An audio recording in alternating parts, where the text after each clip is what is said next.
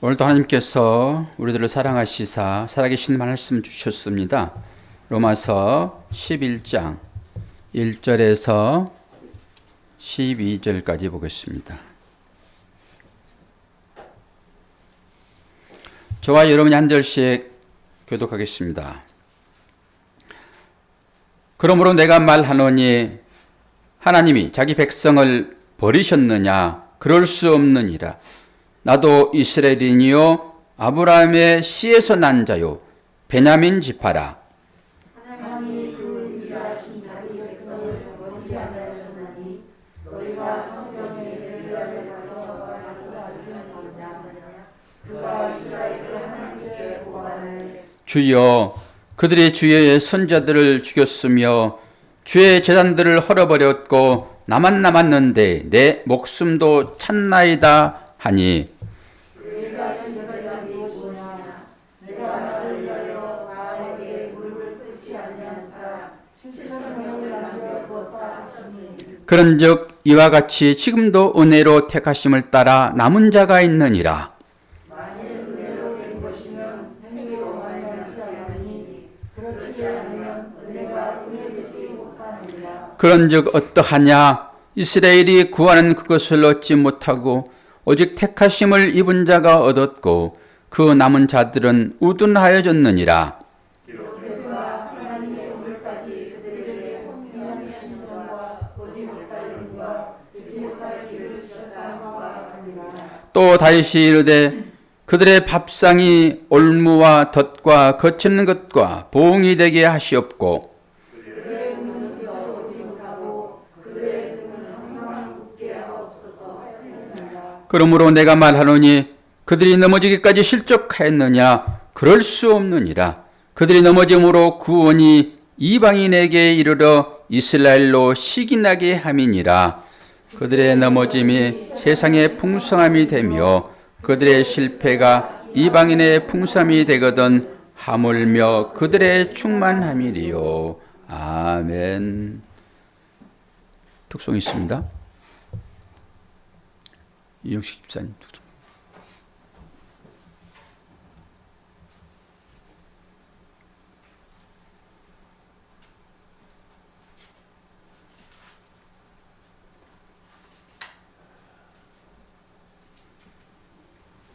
자막 안 넘어가요? 자막이 안 넘어가?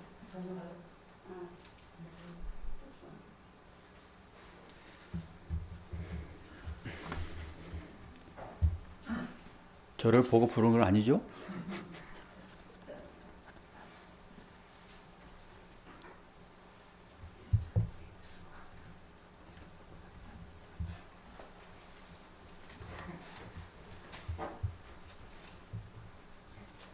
항상 준비되어 있어요. 걱정은 마시 나집사님.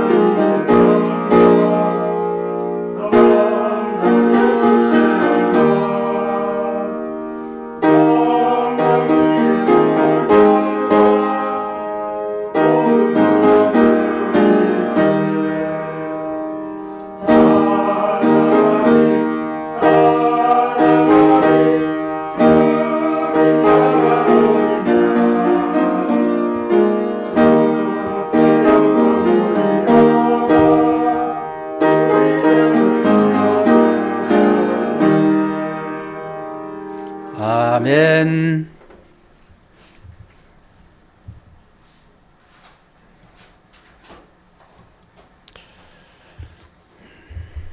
오늘의 말씀의 제목은 이스라엘의 남은 자, 저는 남겨진 자 이렇게 표현하고 싶어가지고 남겨진 자. 남은 자 그러면 스스로 남는 것 같이 있잖아요. 그러나 남겨졌습니다. 이게 신앙의 원리인 것을 여러분이 잘 아셔야 됩니다. 오늘은 사도 바울의 마음이 절절하게 제 마음에 와 닿았습니다. 사도 바울은 이방인의 선교사로 부르셨잖아요.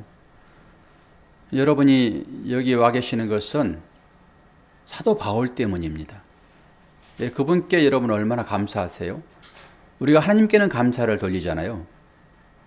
근데 하나님께 감사를 돌리기 전에 먼저 사람이신 사도 바울에게 감사를 하십시오. 사도 바울이 이스라엘을 떠나서 로마까지 이 복음을 전했다라고 하는 것은 이방인을 사랑하시는 하나님의 마음이 사도 바울의 마음에 입혀져서 당연하게 되는 것처럼 느껴지지만은 사도 바울도 사실 반반이에요. 하나님의 이끄심의 반반. 그리고 오늘 자기 민족을 향한 뜨거운 외침이 여기에 있습니다. 이방의 복음을 전했더니 이방 모든 사람들이 하나님의 사람들로 나오잖아요. 그때 사도 바울이 자기 민족을 생각하는 거예요. 이스라엘. 그 마음이 오늘 1절에 그대로 담겨 있습니다. 1절을 한번 보실까요?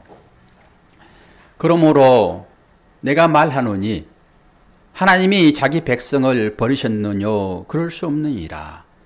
나도 이스라엘이요 아브라함의 씨에서 난 자요 베냐민 지파라. 이방의 복음을 전하면서 예수 그리스도를 영접하지 않는 그 자기 민족 이스라엘을 향한 마음이 그대로 담겨 있잖아요. 자기도 이스라엘 사람이래요. 그리고 약속을 받은 아브라함의 씨에서 난 자라고 하잖아요. 그리고 베냐민 지파. 사도 바울도 베냐민 지파. 이스라엘 초대 왕 사울도 베냐민 지파. 예레미야도 베냐민 지파. 하나님은 베냐민 지파를 통해서 일하신 것을 볼 수 있습니다. 이스라엘을 향한 사도 바울의 마음이 여기에 그대로 담겨 있어요. 여기에서 이스라엘은 역사적인 이스라엘이 현재 존재하고 있지만은 성경은 그 이스라엘을 얘기하지 않아요. 그건 대표로 이스라엘을 지칭할 따름이고 우리가 이스라엘이에요. 우리가 야곱으로 나온 사람들 되었고요. 그리고 말씀을 또 하나 보게 되면은 열왕기상 9장 10절에서 18절. 오늘 이제 이 말씀이 우리에게 주어지는 말씀인데요. 이 말씀을 보기 전에 9장 7절 8절 한번 볼까요? 9장 7절 8절은 거기 말씀이 안 띄워졌네요.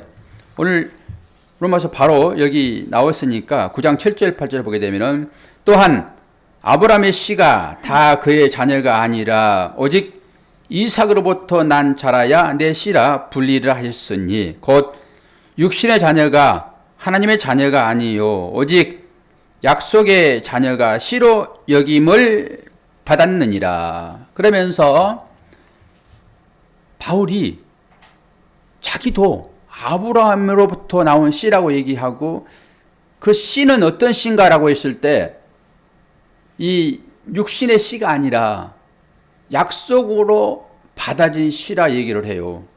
오늘 끝에 부분 가가지고 제가 이 말씀을 제 아내한테 한번 생각해 보라고 얘기를 하고 여러분들에게 똑같은 얘기를 미리 해드렸으면은 여러분들이 이 말씀을 한번 생각해 보았을 거예요.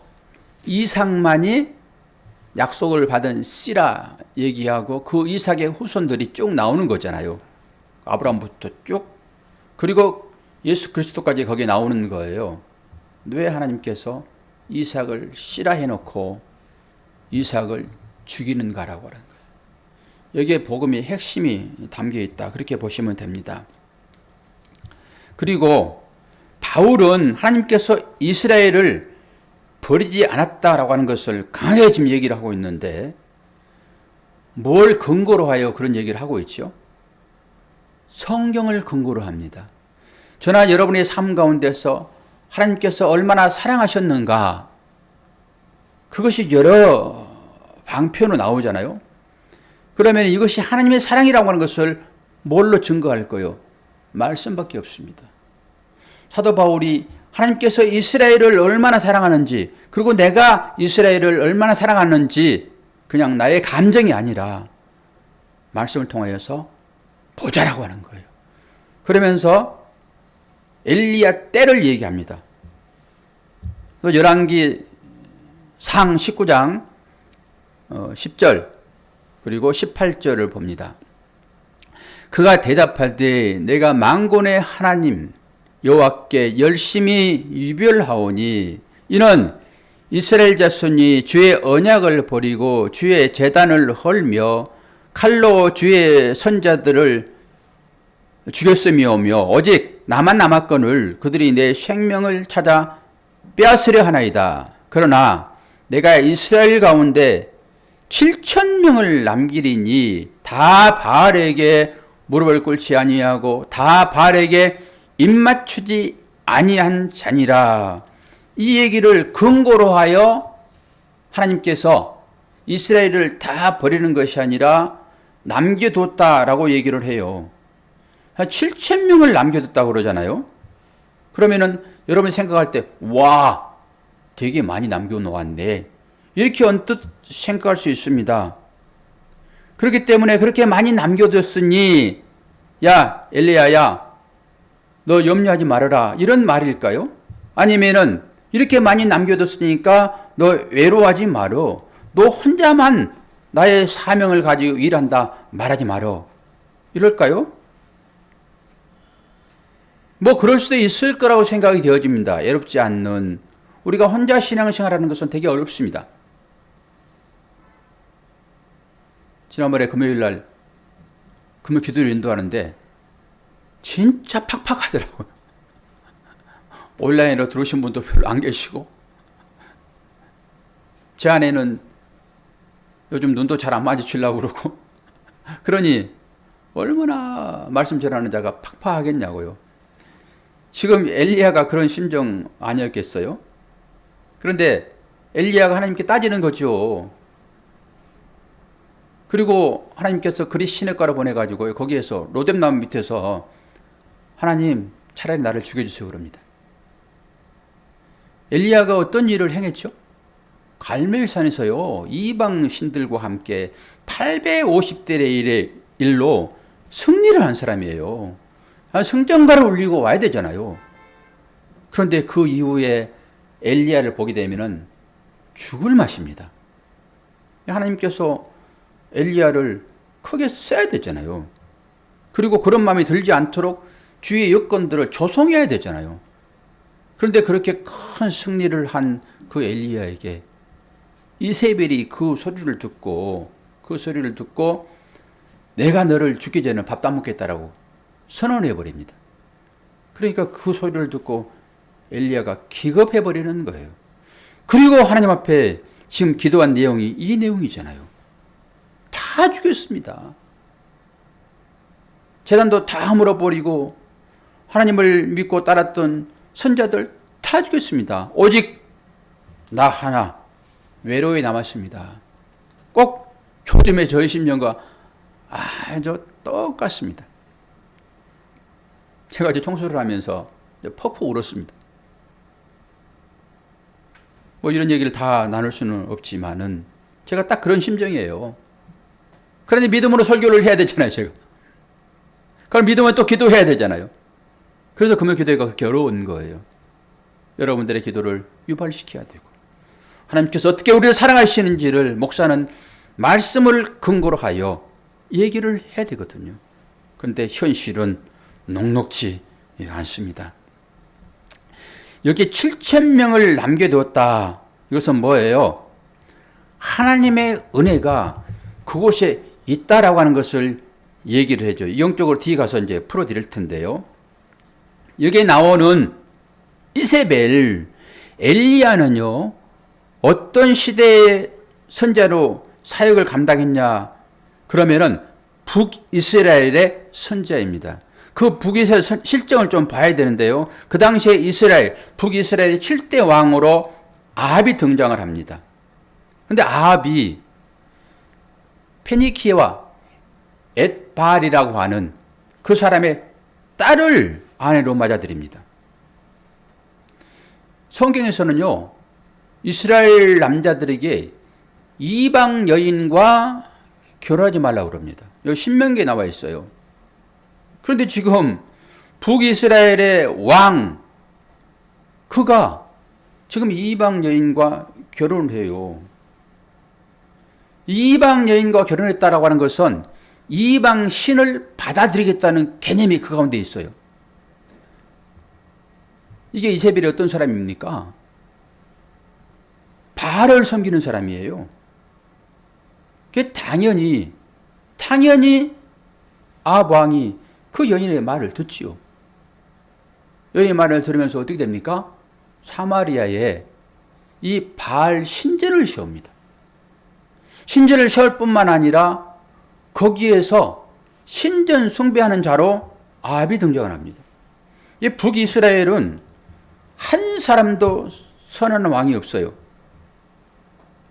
그런데 그 이세벨이,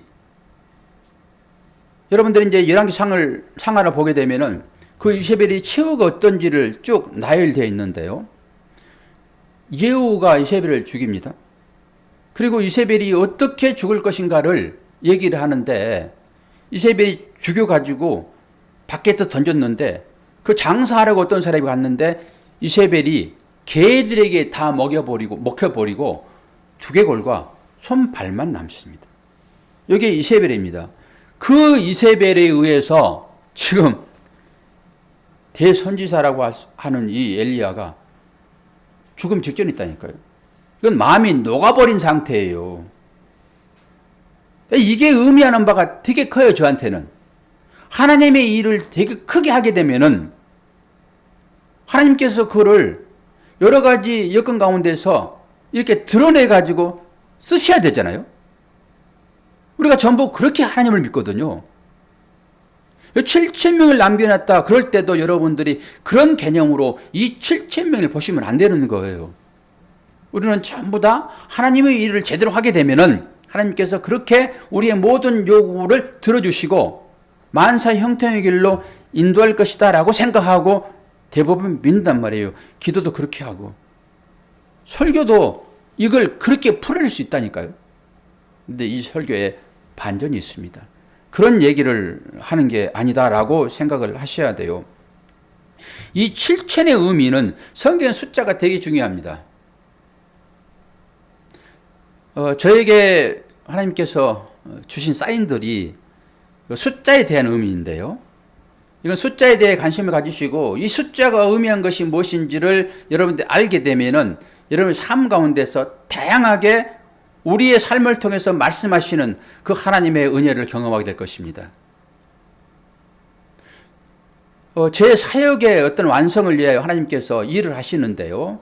제가 이 모자이크 이론을 늘 설명하잖아요. 이게 한 사람을 향하여 나아가는 상태. 우리 모든 성도들은 예수 그리스도를 머리로, 우리는 지체로 부르셨잖아요. 그건 동의하시죠? 교회가 그러는 것이니까. 우리는 교회인 것이잖아요. 그래서 이 모자이크가 하나씩 맞춰지기 전까지는 한 사람 완성이 안 됩니다. 그리스도로 완성이 안 된다라고 하는 거예요. 그러면 제 사역도 마찬가지예요. 제가 제 아내에게 그 퍼즐 얘기를 힌트로 조금 드렸는데 그 퍼즐이 하나씩 맞춰지는 것을 제가 보는 거거든요. 이 7천이라는 이 의미도 7천, 7이라고 하는 것은요, 하늘의 숫자입니다. 7은. 그 천은 완전수예요. 하나님을 얘기할 때 천이라고 쓰기도 하고요. 일학이라고 쓰기도 합니다. 그러면 7천이라고 했을 때 하나님께서 하나님의 백성을 온전하게 완성시키셨다라는 의미가 있단 말이에요, 여기에. 그래서 남은 자가 아니라 남겨진 자라고 제가 말씀을 드리는 거예요. 남은 자, 그러면 우리가 어떤 믿음을 열심히 살았더니 그렇게 하나님께서 7,000명을 남겨뒀다라고 인식할 수 있는데, 성경은 우리의 행위는 전부 부정합니다. 성경은 하나님께서 어떻게 하셨는가만 얘기를 해요. 그걸 잡으셔야 돼요. 그래야 하나님의 은혜로 마지막에 들어가게 돼 있어요. 근데 우리가 뭔가 행함으로 인해서 하나님께서 우리에게 복을 주신다는 개념으로 하게 되면은 우리는 안식을 누릴 수가 없습니다. 왜 그렇습니까? 남들보다 더 열심히 해야 되거든요. 그래야 하나님께서 그 열심히 한 그 상황을 보고 내가 복을 주더라도 더 많은 복을 주지라고 생각을 해요. 거기에서 벗어나는 거예요, 우리가. 거기에서 벗어날 때 여러분 안식을 누릴 수 있는 것입니다. 그래서 구원이라고 하는 것은, 하나님 나라의 완성이라고 하는 것은 우리의 노력으로 되는 것이 아니라 하나님의 은혜로 되는 것입니다. 이걸 고백할 수 있어야 돼요. 그래서 어떤 일이 있었든지 간에 이 하나님의 은혜로 이러한 일들이 일어나고 있습니다 라고 생각을 해야 돼요. 오늘 제가 말씀을 띄워드리지 않았지만은 로마서 9장 7절에 보게 되면은, 또한 아브라함의 씨가 다 그 자녀가 아니라 오직 이삭으로부터 난 자라야 내 씨라 칭하리라 하셨으니, 이삭이 이 후손으로 통해 가지고 예수 그리스도까지 나와지잖아요. 그런데 아브라함을 우리는 히브리서에 보니까 아브라함이 이삭을 바치는 그 행위로 어렵다 하시면서 따라고 얘기를 해요. 그리고 아브라함이 실제 이삭을 바치잖아요. 그게 무슨 가짜였습니까? 실제 바치라 하였고 아브라함은 바쳤고 하나님은 그걸 봐주셨습니다. 그런데 하나님은 후손을 계속 이어나가야 되기 때문에 이삭을 죽이지 않았을까요? 그러면은 한번 시험해 본 것입니까? 한번 농담으로 한번 해본 것입니까? 이삭은 실제적으로 거기서 죽은 자로 나오는 거예요. 그러면 어떻게 됩니까? 그 후손이 끊어져 버리잖아요. 제가 설교를 준비하면서 이게 무슨 말일까? 나름대로 저는 답을 얻었죠. 그래서 제 아내에게 그거 한번 생각해 보라고 그랬습니다. 이렇게 여러분들이 생각하여 그 답을 가지고 믿음이 무엇인지, 하나님께서 왜 그 99살에 잉태해가지고 100살이 얻은 그 아들을 바치하고 있는지, 그 말씀을 통해 가지고 여러분들이 의문을 풀어야지만이 아버지의 마음을 알 수 있어요. 이 땅의 모든 것들은 다 하나님의 마음을 알도록 우리에게 역사하세요. 여러분, 육신은 사망입니다. 육신의 생각은 결론이 사망이에요. 그런데 우리는 육신을 잊고 있잖아요. 영의 생각만이 생명과 평안입니다. 육신의 생각은 절대 하나님의 뜻을 거스립니다. 그리고 하나님의 말씀을 행할 수 없습니다. 육신이라고 하는 것은. 그런데 우리가 육신을 잊고 있잖아요, 지금. 그리고 육신을 위해 살잖아요. 육신을 도모하잖아요. 모든 것들이 다 육신하고 결부되어 있잖아요. 그런데 성경은 육신의 생각은 하나님을 사랑할 수 없다라고 딱 정의를 해버린단 말이에요. 그리고 그 이삭도 육신인 것이잖아요. 그런데 하나님께서 그걸 바치라고 그러고 또 살려주기도 하고 그랬는데, 그 이삭의 씨를 통해 가지고 여러분 예수 그리스도가 나온단 말이에요. 전부 육신들입니다. 그럼 살리는 것은 영이니 육은 무익하니라. 내가 내게 이르는 말이 영의 생명이라. 요한복음 6장 63절 이 말씀이 성경 전체를 풀어내는 맥락이에요. 그러면 이 육신, 이 보이는 걸 가지고 보이지 않는 그 아버지의 마음, 하나님은 영이십니다, 여러분. 하나님을 여러분이 육으로 눈으로 보려고 하면 절대 불가합니다. 하나님 보시려고 그러면은 여러분 영으로 보셔야 돼요. 그래서 이 역사 가운데 우리에게 찾아오시는 그 하나님이 실제 우리 삶으로 나오잖아요. 그걸 통해서 아버지를 보셔야 한다니까요. 제가 왜 눈물바람이냐고요. 저도 6월 읽고 있기 때문에 그렇습니다. 왜 하나님은 제가 당당하게 목회할 수 있도록 엘리야처럼, 엘리야가 그렇게 우상들과의 싸움에서 전쟁에서 승리했잖아요. 기도를 통해 가지고. 그럼 당당하게 일할 수 있도록, 아니 이세벨의 그 말도 막아주셔야 되고, 이 엘리야의 눈에 보이는 주위의 우군들에만 있어야 되잖아요. 기도하자 그러면은 다 모셔야 되는 게 맞잖아요. 왜 해롭게 놔두냐고 하나님께서. 왜 엘리야가 지금 노대만 나무 밑에서 죽기를 지금 항구하냐고요. 하나님은 그런 방법으로 일을 하세요. 그렇게 말할 수 있어요. 왜 하나님은 우리의 상식에 맞는 합리적인 것으로 일을 하셔야지 왜 하나님은 그렇게 하십니까? 말할 수 있습니다, 여러분. 저는 혼자 있을 때는요, 투정도 많이 해요. 제 투정을 여러분들이 다 듣고 보시고 들으면은 따라하기 때문에 제가 안 할 따름이에요.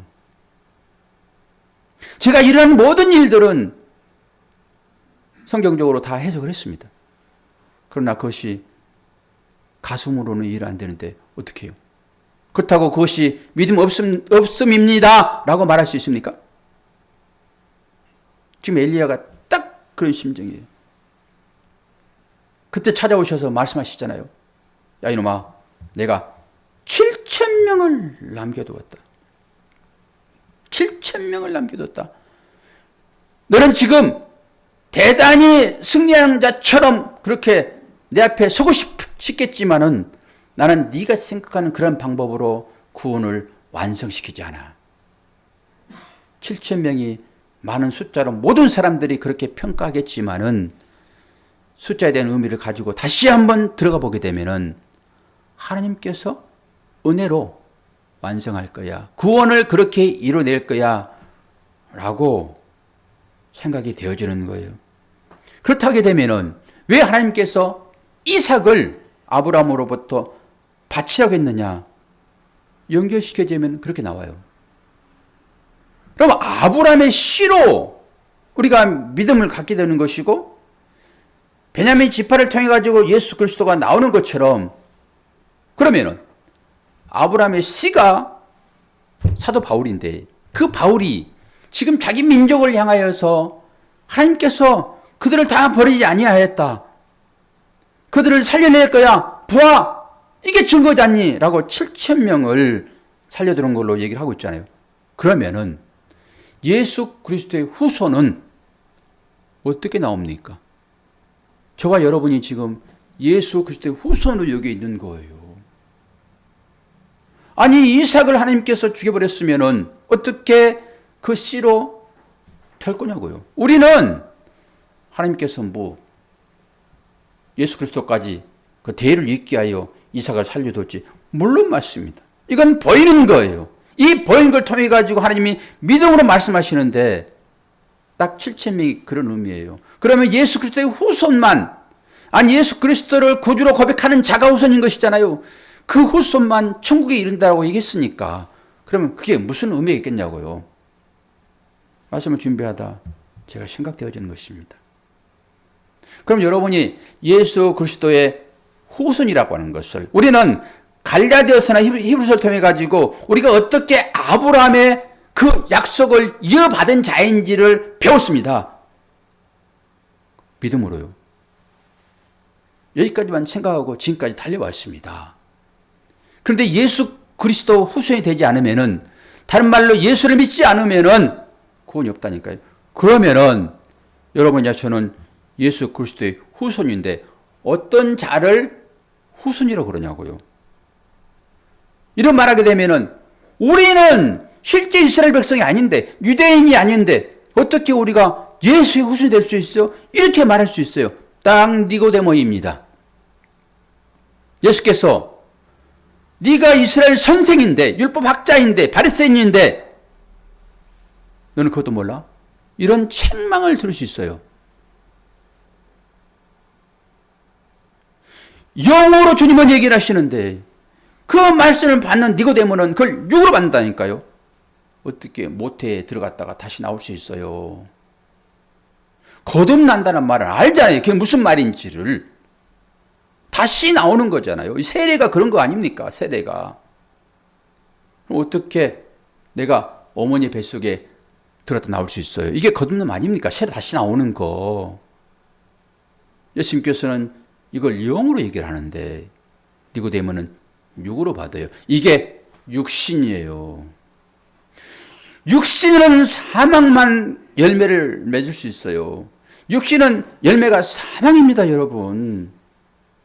뭘로 열매를 맺어야 돼요? 영으로 열매를 맺으셔야 돼요. 그 열매만 하나님께서 받으신다니까요. 그럼 우리가 실질적으로 유대인이 아닌데 우리 민족이 이스라엘 사람들 아니잖아요. 그러면은 예수는 이스라엘에 태어났는데 어떻게 그 후손으로 얘기할 수 있냐고요. 저는 이 말씀을 근거로 삼습니다. 마태복음 16장 24절. 제가 결론으로 계속 얘기했던 말씀들이에요. 그런데 그 말씀들이 하나하나 새롭게 딱딱 정리되고 있어요. 이에 예수께서 제자들에게 이르시되 누구든지 나를 따라오려거든 자기를 부인하고 자기 십자가를 지고 나를 따를 것이라. 다 아는 말씀 아닙니까? 제자는 뭡니까? 따르는 자예요. 다른 얘기로 후손이라고 말할 수 있어요. 이거 자체를. 그럼 어떻게 해서 제자가 되냐고요? 자기를 부인하는 것입니다.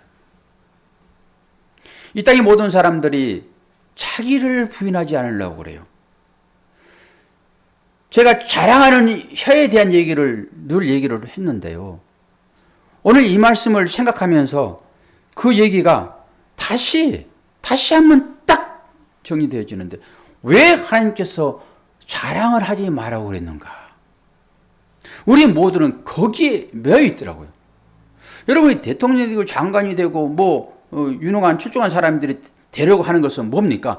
전부 자랑하기예요. 육신은 그것밖에 없다니까요. 육신의 소욕은 뭐예요? 전부 자기 자랑입니다. 자기 자랑하기 위하여 사랑하는 거예요. 이걸 육신이라고 그래요. 이 자기 자랑을 부인하는 것이 이 말씀입니다.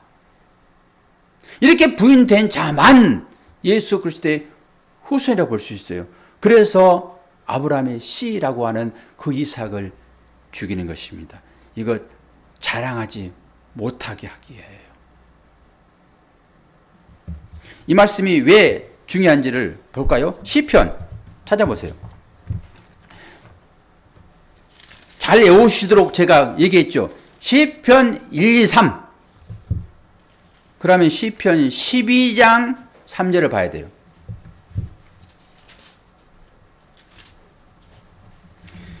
제가 3절만 보지 않고 1절부터 다 볼 거예요. 4절까지. 시편 12편 1절에서 4절 구역성경 810페이지입니다. 저는 말씀을 다 준비해 놓고 사실 새벽에 많이 묵상을 하거든요. 그때마다 말씀이 달리 주어져요. 그래서 일부러 말씀을 띄우지 않고 성경을 찾아서 보는 연습도 우리 해야 되기 때문에 새로 주어진 말씀 안 띄웁니다. 찾는 습관도 여러분들 들이셔야 돼요. 시편 12편 1절 3절 봅니다. 여호와여 도우소서. 경건한 자가 끊어지며 충실한 자들이 인생 중에 없어지나이다. 그들이 이웃에게 각기 거짓을 말하며 아첨하는 입술과 두 마음으로 말하는도다. 여호와께서 모든 아첨하는 입술과 자랑하는 혀를 끊으시리니. 제가 시편 12편 3절 말씀 이렇게 1, 2, 3라고 외울 때는 제가 이 자랑하는 사람이 많아가지고 자랑하지 마시오 라고 생각하면서 이 시편 말씀 보다가 이걸 기억해낸 거예요. 그런데 이 자랑이 어디로 출발되냐? 아침에 다시 봤는데요. 이게 경건한 자가 끊어지며 충실한 자들이 인생 중에 없어지나이다. 그들이 이웃에게 뭐라고 그래요? 각기 거짓을 말한대요. 거짓을 말하고 아첨하는 입술과 두 마음으로 말한대요. 두 마음. 그러면 여러분 이제 딱딱 아시죠?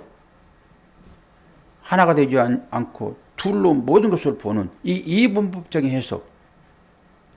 이것이 옳고 이것이 그르다라고 하는 시각. 하나인데 두 개로 보는 거예요. 하나님은 사랑이세요? 그래서 이 두 개로 말하는 것을 뱀의 혀라 그래가지고 실적으로 뱀의 혀가 두 개인 거 아시잖아요? 옛날에 그거 아무도 몰랐습니다, 우리가. 왜 뱀의 혀가 두 개인지. 왜 뱀의 혀가 두 개로 했습니까? 두 말하는 거예요. 한 입으로 두 말하는 혀입니다, 이게. 요 얘기하는 거예요. 그렇게 말하는 사람들은 전부 다 사단 마귀의 수종자들이에요. 두 마음으로 말하는다. 그 입술이 그래서 그 입술을 자랑하는 혀다라고 얘기하는 거예요. 그 혀를 내가 끊어버리겠다라고. 여러분이 두 마음으로 말하게 되면 여러분 혀를 끊을 것입니다. 하나님께서. 그러니까 여러분들의 혀는 어떻게 끊을지 모르겠으나 목사님 저를 살펴볼 때 저 혀를 끊는다라고 하는 것은 하나님의 진리의 말씀을 못 전하게 네 입술을 꼬매겠다라고 하는 거예요. 무섭습니다. 목사에게는 사망 선고예요. 어떤 자들? 거짓말하는 자들. 두 말로 하는 자들. 성경 말씀을 곡해하여 사람들이 인본으로 전해버리면은 도덕과 윤리로 전해버리게 되면은 율법으로 전하게 되면은 그것이 두 개로 전하는 거예요. 여러분 예수 그리스도는 하나님이십니다. 그 예수 그리스도를 통해서 여러분들이 하나님을 보셔야 되는 거예요. 그런데 예수 따로 있고 하나님 따로 있고 여기에 두 개로 보는 것입니다.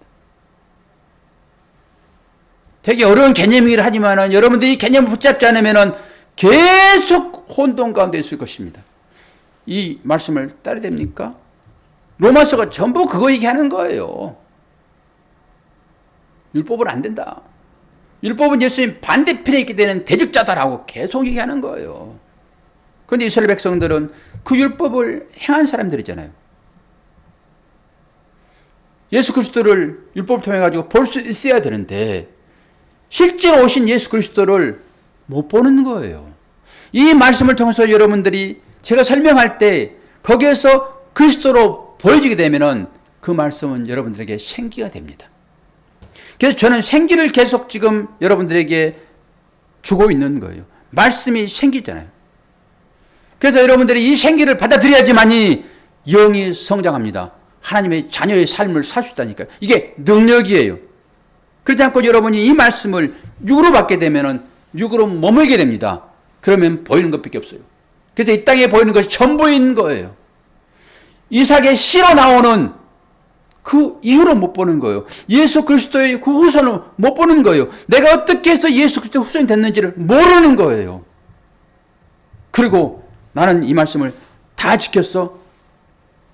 하나님께서 복 주실 거야. 그런 사람들이 유대인들이라니까요. 그래서 그 유대인들을 하나님께서 감람나무를 베어버리고 돌 감람나무 우리를 거기에 접붙여가지고 주렁주렁 열매 맺게 하신 분 그리스도십니다. 여러분들이 그 열매로 여기에 나와 계시는 거예요. 그런데 돌 감람나무로 베어버리는 그 하나님께서 돌 감람나무 이거 어떻게 하시겠습니까?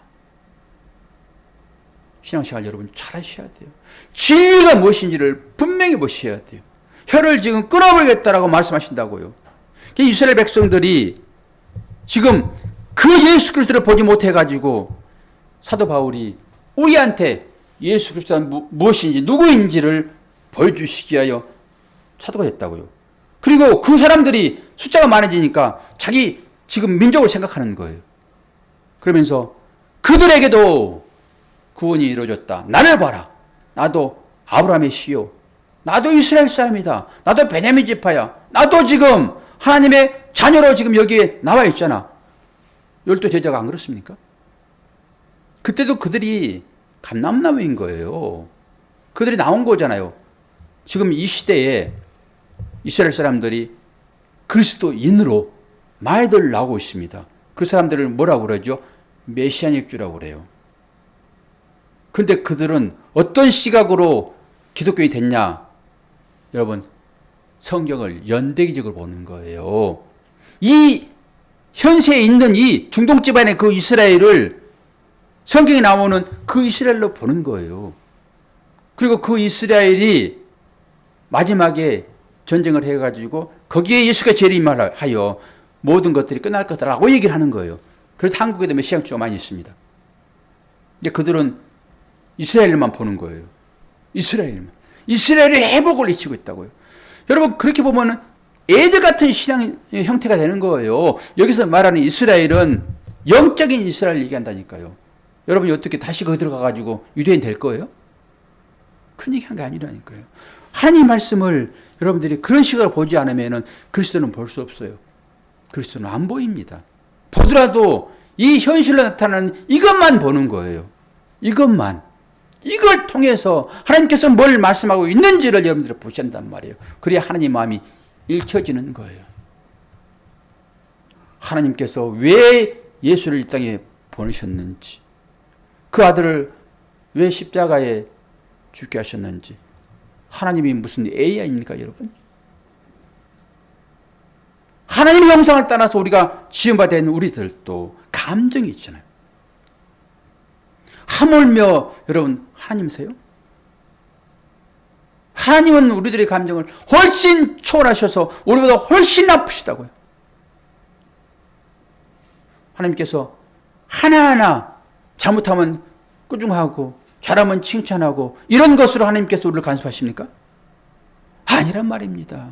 하나님의 사랑이 얼마나 우리에게 부어지고 있는지를 보라고 여러분 우리에게 말씀을 주시는 거예요. 율법을.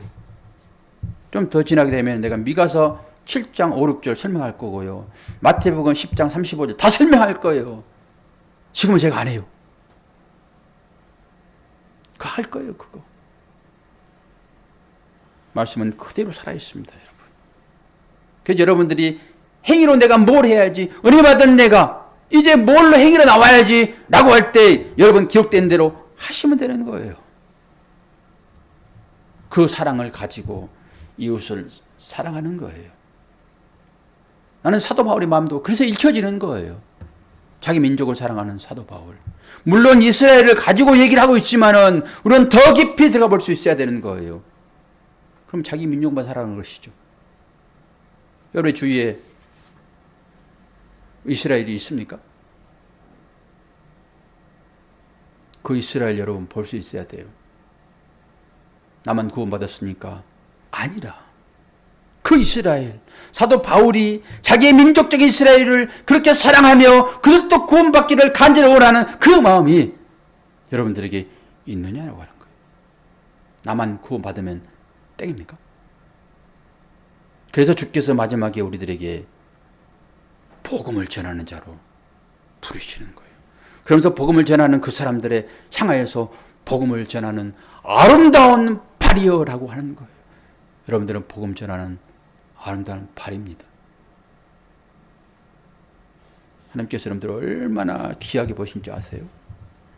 근데 우리는 거의 그 하나님의 마음을 알지 못하고 그냥 환경에 매여서 이걸 벗어나면은 꼭 숨도 못 쉴 것 같은 것으로 가버리잖아요. 주님이 우리를 사랑하십니다. 어떤 경우라도 포기하지 아니하시고 끝까지 우리를 지키십니다. 왜 그렇지요? 남겨졌기 때문에 그러는 거예요. 내가 잘해서 남은 자가 아니라 하나님께서 그 예수 그리스도의 씨를 남겨두신 거예요. 그 은혜에 감사하고 그 하나님 말씀에 순종하는 저와 여러분이 되기를 축원합니다. 기도하겠습니다. 아버지 하나님, 아버지의 사랑과 은혜를 감사합니다. 사도 바울의 마음이 절절하게 느껴지는 장면들입니다. 우리는 뭔가 잘해서 구원받은 걸로 여기고 저들은 하나님을 믿지 않아서 버림받을 것이라 여겨버리는 이 두 마음을 가진 자들 아버지 용서해 주시고 나나 저들이나 한 태세인 것을 깨닫고 저들을 구원하는 길에 우리가 쓰여진다라고 하는 이 사실들을 명심하고 그 하나님의 말씀에 순복하는 우리가 되도록 은혜 허락하여 주옵소서. 예수 그리스도 이름으로 기도하옵나이다. 아멘. 찬송 263장 부릅니다.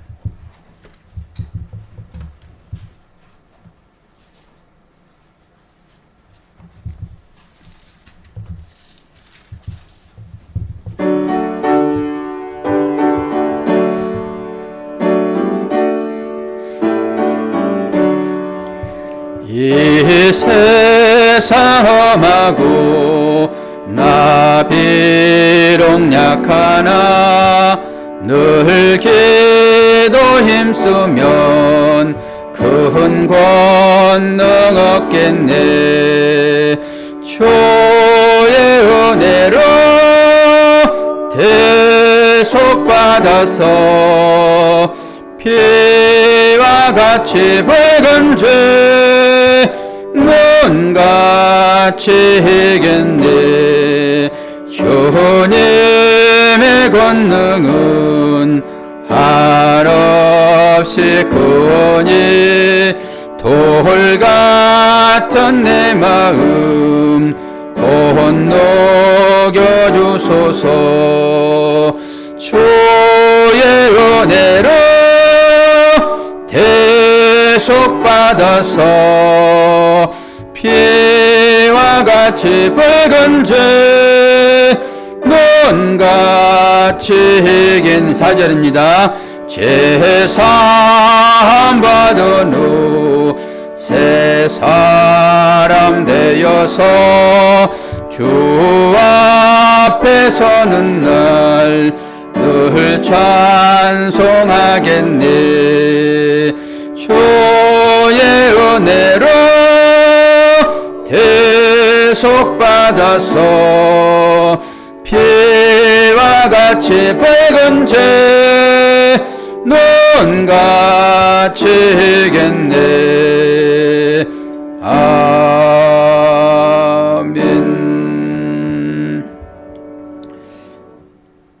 교회 앞에 소식 전합니다. 주보를 참조해 주세요.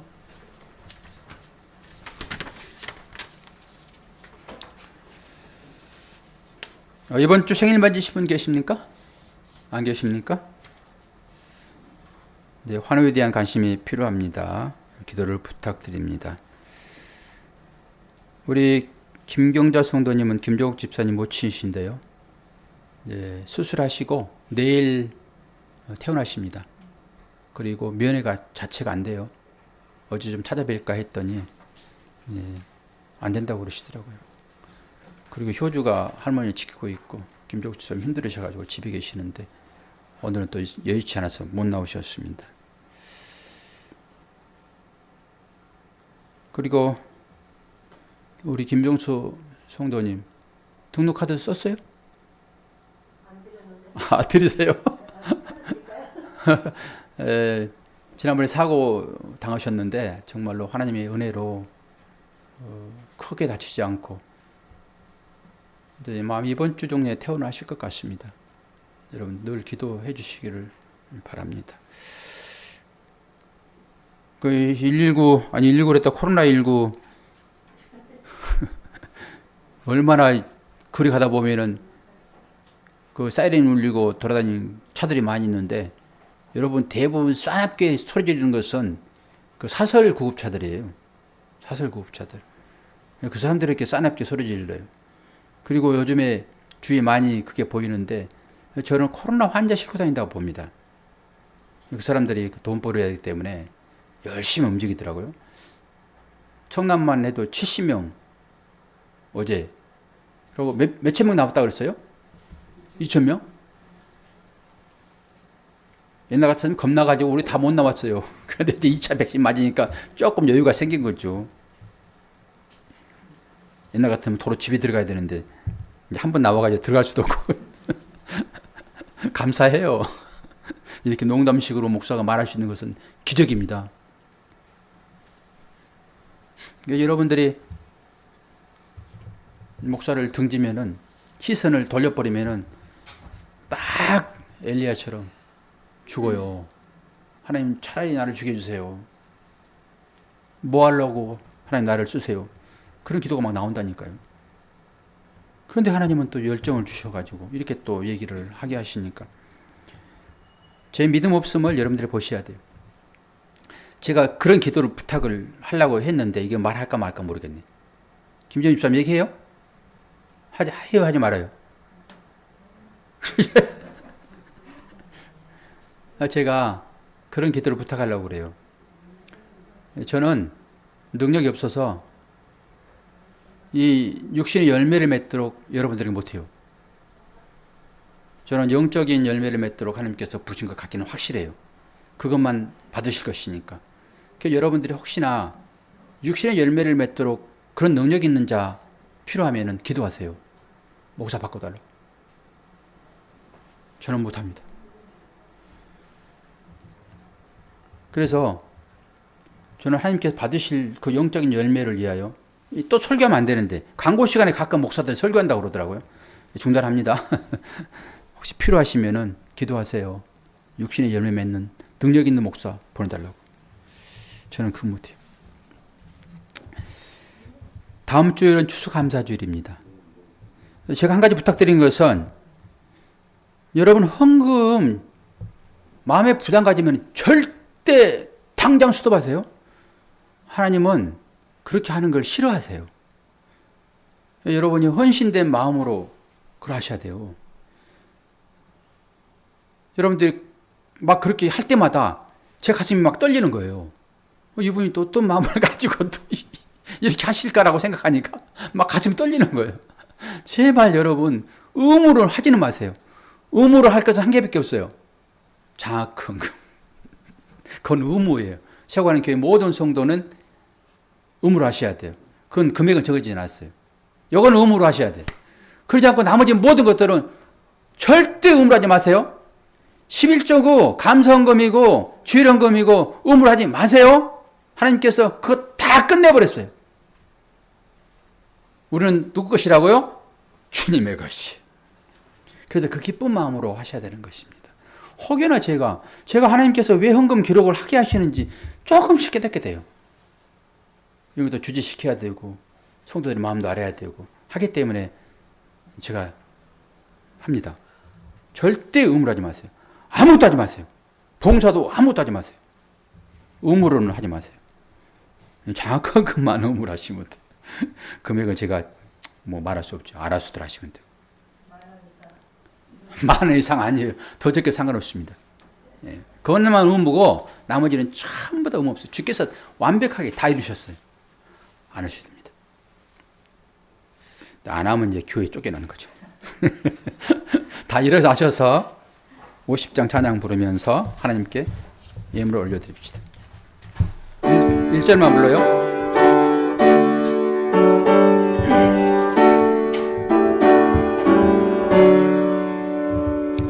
내게 있는 모든 것을 아낌없이 드리네.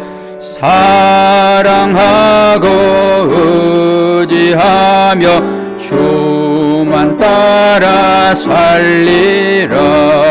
주께 드리네. 주께 드리네. 사랑하는 구주 앞에 모두 드리네. 아멘. 하나님 아버지, 하나님을 죽도록 사랑하는 하나님의 자녀들이 오늘도 주 앞에 나왔습니다. 하나님께서 남겨주셨기에 구원받은 자 되었고, 하나님께서 인도하셨기에 예수 그리스도의 후손이 되었습니다. 그들만 하나님의 나라를 상속받는다라고 말씀을 통하여 기록하고 그것을 증언하시니 오늘도 그 말씀 의지하여 주 앞에 나와 예배하며 예물 드립니다. 이 예물은 우리의 마음이 담긴 것이고 또한 우리 자신을 하나님 앞에 드리는 것으로 드리는 것이오니 받아 연락하여 주옵소서. 이 헌금을 통하여서 하나님의 나라가 더 왕성하게 부흥되게 하시고 많은 사람들이 진리가 되어 주께로 드려지는 그런 교회가 되도록 축복하여 주옵소서. 코로나로 인하여서 많이 어렵습니다. 그러한 가운데서도 믿음으로 나왔고 또한 예물을 드리오니 이 드리는 분들의 손길을 기억하여 주시고 물질이 필요할 때마다 공급하여 주시고 건강이 필요할 때마다 치료하여 주시고 마음에 평안이 없을 때 하나님 저들의 마음 가운데 샬롬으로 역사하여 주시어서 하나님만이 우리의 모든 것을 고백하도록 축복하여 주옵소서. 예수 그리스도의 이름으로 기도하옵나이다. 아멘.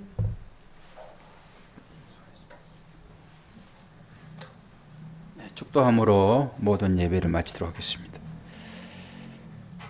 지금은 우리 주님 예수 그리스도의 은혜와 아버지 하나님의 크신 사랑하심과 성령님의 인도하심이 오늘 또 남겨진 자라는 신앙 고백을 하기를 원하고 저들의 삶 가운데 여러 어려움이 있지만은 이 어려움을 잘 극복하리라 그리고 믿음으로 나오리라 다짐하고 하나님께 감사하는 하나님의 귀한 자녀들에게 또 이분들의 생활과 사업장과 또 직장과 터위 위에 이분들의 자녀손 위에 이 교회 위에 이 교회의 비전 위에 지금부터 영혼까지 함께 하시기를 축원하옵나이다.